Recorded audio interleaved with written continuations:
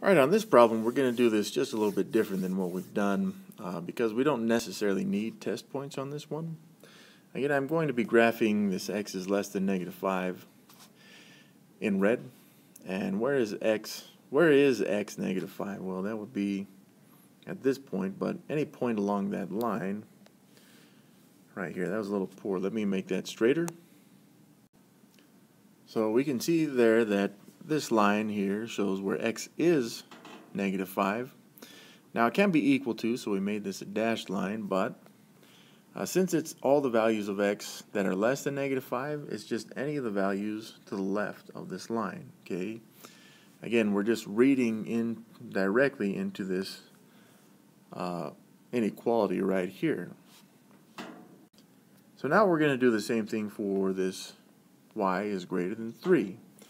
Well, where is y3? It's here at this point, and essentially would have a slope of 0 right here, right? So let me go ahead and straighten that one out as well.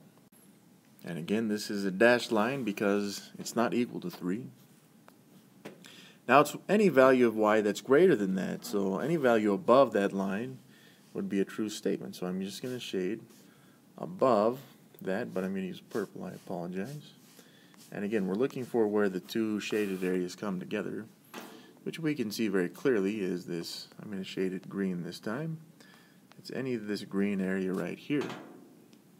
So that would be our solution to this system, is that green shaded area.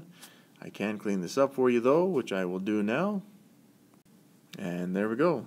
That is the answer to this system of inequalities there. So I hope this video has been helpful. Again, this is a little bit different. Two unique scenarios where we have a vertical and a horizontal line. But those usually make it a little bit easier just because we can compare less than or greater than values.